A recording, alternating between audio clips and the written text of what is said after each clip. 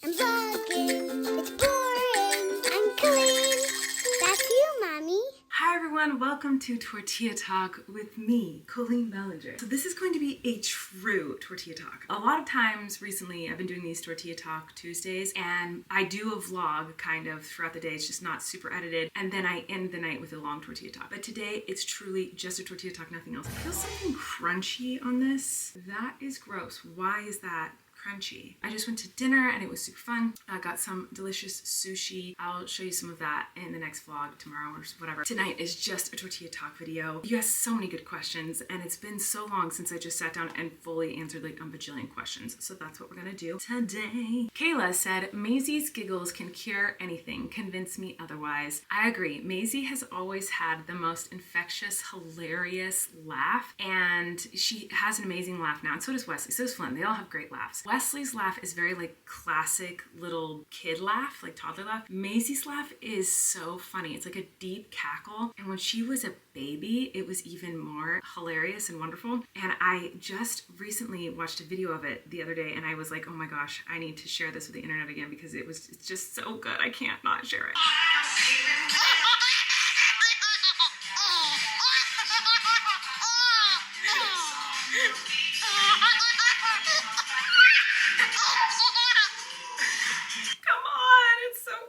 There's so many videos like that on my phone of her when she was little, like just cackling the day away. It's so cute. Michelle said, Tortilla Talk question, how the heck is this the first time we're hearing about Eric's mannequin? Please keep us updated as her attire and head changes. I know it's not the first time you've ever heard about the mannequin because I know that there were times in the past where we showed us like decorating it for Halloween, like because every Halloween we put like a pumpkin on the top of it and dress it up, try to make it look spooky or whatever. But yeah, it's always around. And I think actually at the old house when we did the podcast, it was in the background in the podcast room, but now it lives outside and it moves around and Eric's always dressing it up in different ways. But I will keep you updated on if there's any more changes to it. Right now there's a cactus on its head, so anyway. Isabella said, I'm so obsessed with Chaperone right now too because in the last video I was singing Chaperone with Eric. Anyway, Isabella said, it makes me so happy to see you and Eric both loving her. Tortilla Talk question, what is your favorite Chaperone song and what is Eric's? He likes Red Wine Supernova and mine changes every day. Like I love all of her music. I like all her songs, so I couldn't pick like a favorite. But lately I've really been loving Kaleidoscope. I think that song's really pretty and I love the concept that love is a kaleidoscope. And I don't know, it's just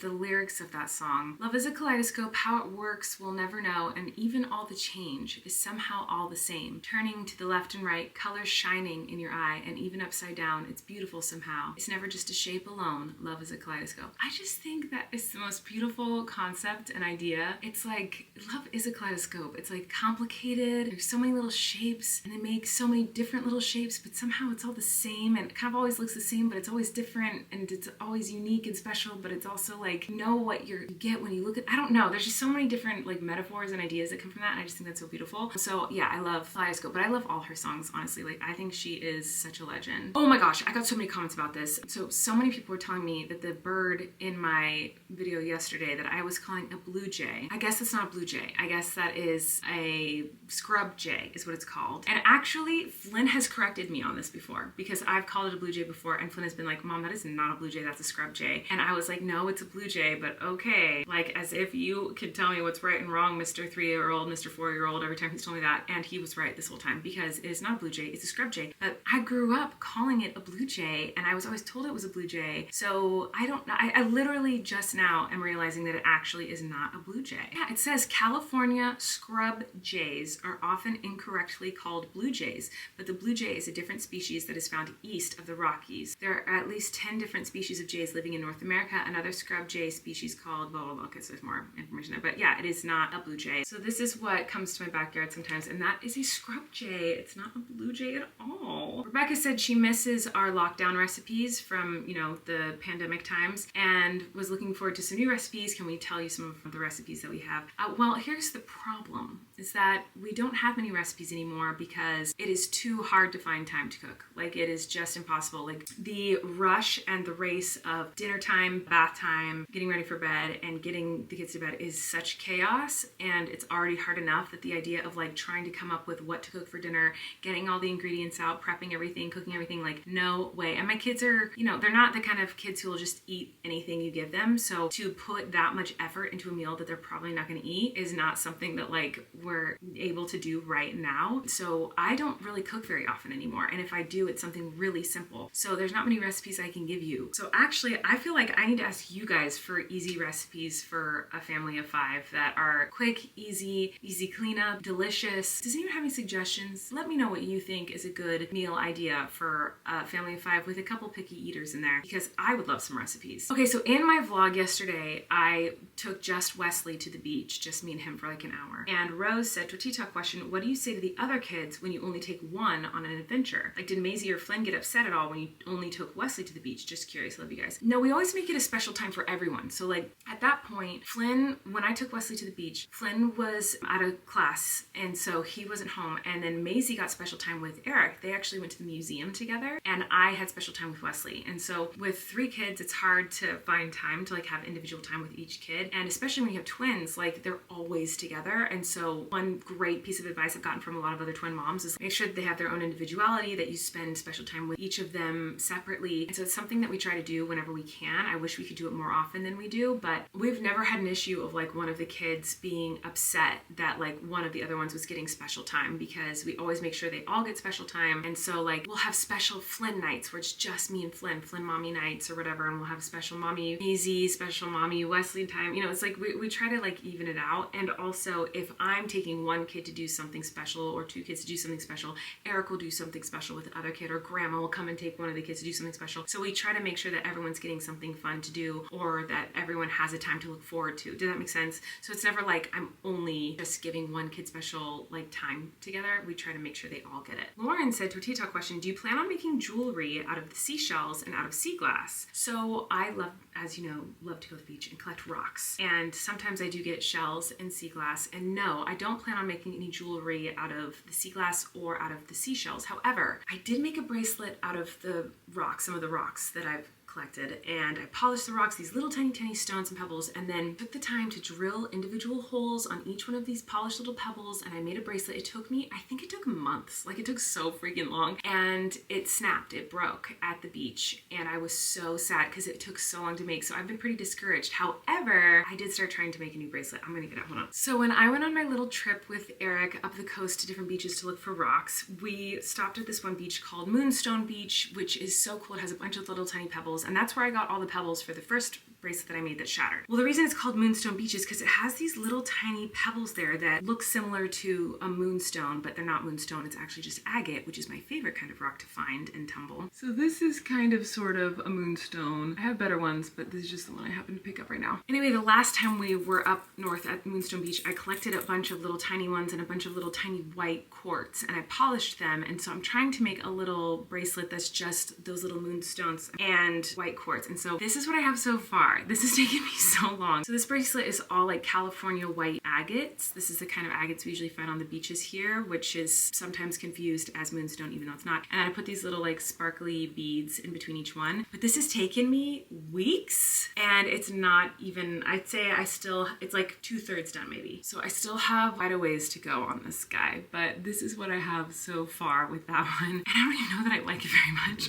I kind of like the regular white quartz stones better than I like the moonstones. But I also separated all of my little tiniest stones from all my big stones, so that if I ever wanted to make other bracelets, I would have it all separated and like organized already. So like you can see I like separated all the different colors and whatever, and so if I ever wanted to make any certain type of bracelet I could, but it takes so long to drill holes in these rocks and they're so frustrating. Imagine a bracelet made out of these. It would be so pretty, but it's just, they take so long because I have this little Dremel tool. I have all the tools that you're supposed to have to drill holes inside of stones, but each individual stone takes me like maybe 10-ish or 15 minutes to actually physically drill the hole into it. But it never really really goes exactly where I want it to go, and sometimes the little Dremel diamond bit that I use breaks and shatters, so I have a bunch of those. You have to keep switching it out, and you have to do it like in water, but the water can't touch the tool, but then it also slips and slides around. It doesn't matter how many different kinds of contraptions and tools you use to try to hold the stone in the right place, like it slips around, it slides everywhere, and it doesn't, like half the time I'm just like trying to get the Dremel tool to stay on the freaking stone. It is so frustrating. I can only do like 2 or 3 beads a day, like, and that is the most. Like before I get so frustrated I want to scream. I have like been searching for anyone to just drill holes in all these rocks for me. I'm like, I will send these to a jewelry bead maker person to just drill the little holes in it for me so I don't have to do it, because I hate doing it so freaking much. But we literally can't find anyone because everyone's just like, yeah, no, that's really tedious and time consuming, and no, like we're not going to drill holes in your pebbles for you. So it's just something I just need to like find patience with and just do myself. But I do love the idea of wearing a bunch of jewelry that like I made from rocks that I found at my favorite beaches, and then I polished them, and like I love the idea of that, but it's just not really realistic because it just takes so freaking long to make the pebble beads. Sophie said, hi Colleen, I'm rewatching Haters Back Off again, and I was wondering if there's any behind the scenes pictures or videos you have, or anything about the showing and filming you could tell us. There's so much I could tell you, and I have so many pictures and videos from shooting Haters Back Off, but nothing in particular comes to mind that I should show you. I'll just look and see what I have on my phone, and whatever is like the first things that pop up, I'll show you. Okay, so the first video that I'm finding that's popping up on my phone here is from season 2. It was a rehearsal for Dance's big production number that we actually cut. I'm sure that I've talked about this before somewhere, and I don't remember when or where or how I've talked about this on the internet before, but I'm sure it's somewhere out there. So we originally, season 2 started with this huge song and dance. It was supposed to look like a big Broadway number, and we shot the whole thing, and then we cut the whole thing. I am so sad because I don't have any of the footage that we cut. I only have rehearsal footage because I had it filmed on my phone so that I could try to memorize it and watch it and see if there's anything I wanted to change before we shot it. And anyway, so the final footage of the actual big Broadway number that we did, it was so beautiful. It was shot so well. It was so awesome, but I'll never see it again. It was cut from the show. And the reason it was cut was because it was a bit like too complicated and confusing, I think. And first of all, we had to make a bunch of cuts. The first episode of the second season was like too long, and so we needed to make cuts. But it was so convoluted because it was like a big opening number, and then you cut to, she's actually just in her living room performing this, thinking that she was like on a big Broadway stage performing, but really she's just in her living room, and her whole family's there, and it's just this silly little scene. And then you cut to Miranda sitting at the computer screen from where we left her at the end of season 2. And so what it was is Miranda was having a memory of her having a like daydream of being on Broadway, but it was like too many steps. It was just like a little confusing. It was really well shot. But anyway, I'm talking way too much. Here's some rehearsal footage from that. So this is like literally the day we learned it, and so this is not how the final version of it looked. Obviously, this is just us rehearsing it, but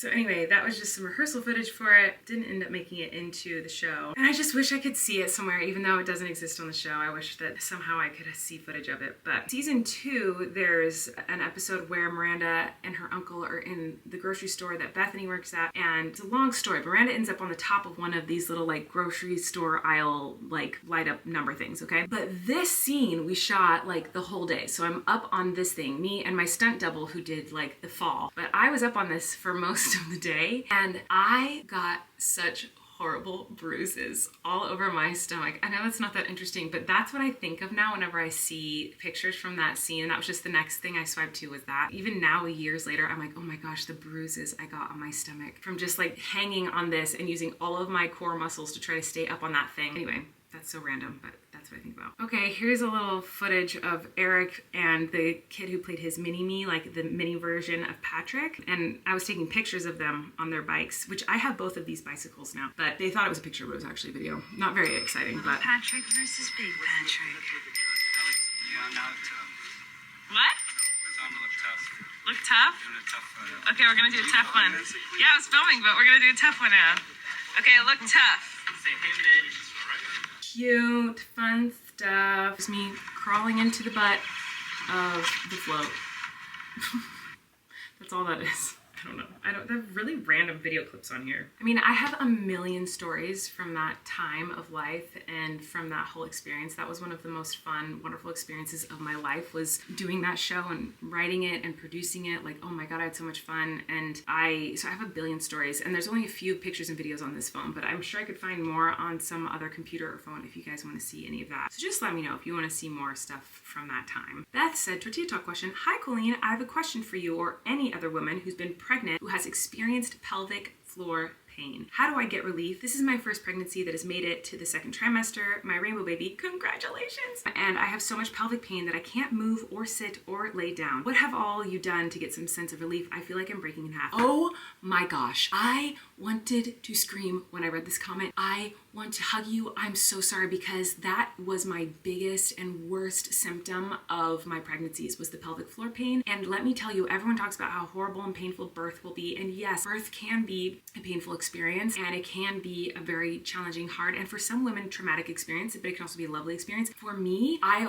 had heard how painful and awful birth was going to be. And after I gave birth to Flynn, because Flynn I gave birth to vaginally, I was like, that was nothing compared to pelvic floor pain. Like, the pelvic floor pain that I had prior to having my actual birth experience with Flynn was like 10 billion times worse. So like, let me tell you, I feel your pain. I know the pain is the worst pain in the world. I'm so sorry. Here are all my tips and tricks with pelvic floor pain. The first thing that I would suggest is to see if your insurance, if you're in America, I don't know if you're here or somewhere else, but in America, see if your insurance covers a pelvic floor specialist. Yes, those people exist. I didn't know about this until I was pregnant with the twins, but there are like physical therapists who work with women and just work on like the pelvic floor area. And oh my God, that was so helpful. She taught me all the different exercises and things that you could do to help. And I know that sounds like insane to want to like do any sort of exercises when you're pregnant and in pain, but it really does help. They're very simple. It's not like crazy lifting weights. It's like you lay on your back and like move your legs a certain way. Like, it wasn't like strenuous sit-ups or whatever. It was like little things that were so helpful. So I would say talk to a pelvic floor therapist, physical therapist, if you can. You can also see if your insurance will cover a chiropractor. A chiropractor was helpful. That is a temporary fix. That is not permanent. It only would help my pain for a couple days. And make sure to go to a chiropractor who has a lot of experience working with women who are pregnant, so that they, they have the right table and the right setup, and they know how to help you in these specific issues. I'm gonna say it, the number one thing I think that helped me with the twins, and it was still painful, none of this stuff takes the pain away. The only thing that gets the pain to go away is birth. But things that helped a little bit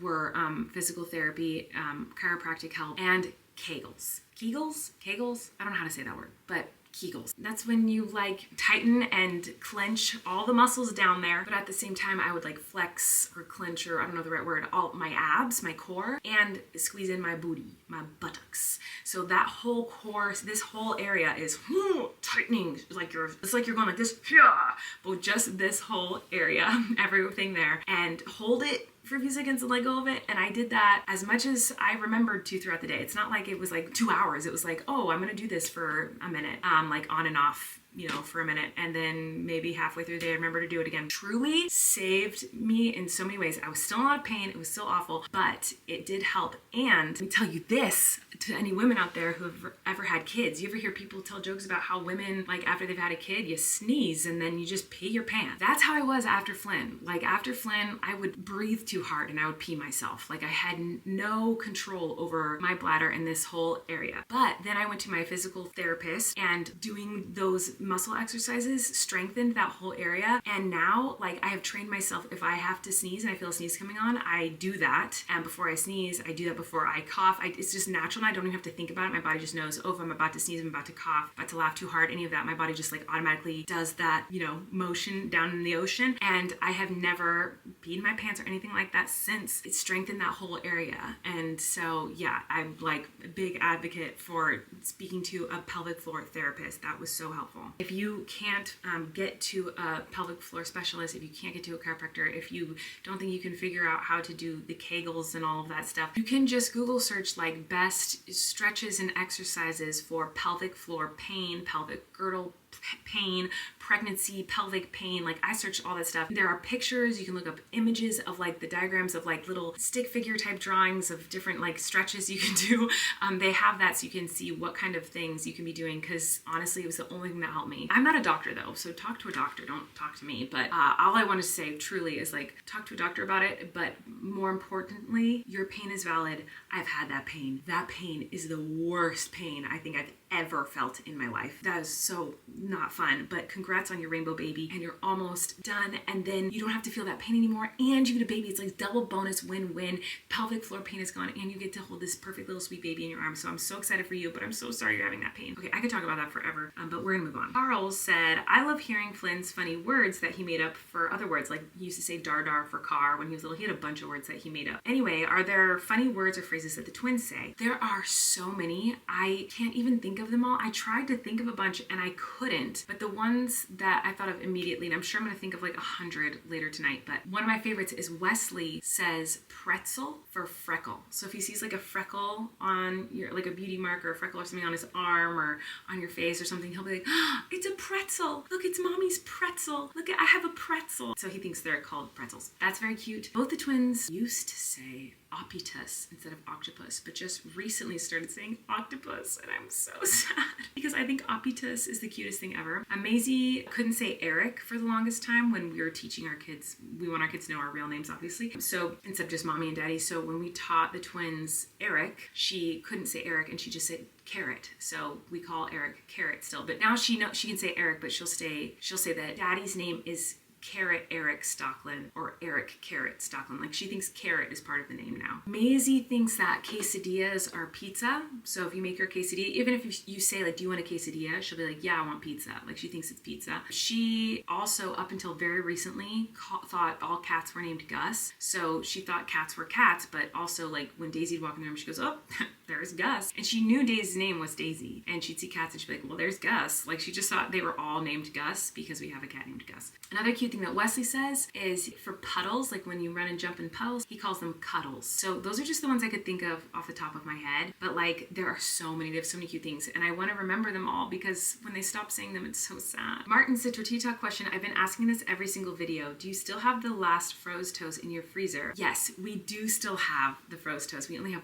one left, and I will be so freaking sad when that disappears somehow because it's literally the last one in existence. There are no more froze toast in this world. It is from set. They made it in the props department, in the food department. Like that is for haters back off. I took a bunch home, or had a bunch shipped to me in like dry ice, and we ate a bunch for like a video, and then I think I would give them, I don't know how they all disappear, but we have one left. And we don't have like a wedding cake frozen like a lot of people put their wedding cakes in their freezers, but we just have this froze toast. And the other thing we have is these little cookies that I made when I told Eric I was pregnant with Flynn. I told him with like these little cute cookies. And so we have the froze toast and the little cookies, and those are our like prized possessions in our freezer. So yeah, we have one left. That's the questions I'm going to answer for today. I feel like I just rambled for so long, and this must have been just so incredibly boring, but I hope you guys enjoyed, and I am so appreciative of your patience as I try to figure out what's going on with my shoulder. I'm going back to the doctor tomorrow to get it looked at again and see what's going on, see how we can fix it quickly. But yeah, thank you for your patience as I try to solve this issue so I can do some more crazy fun edited videos. But yeah,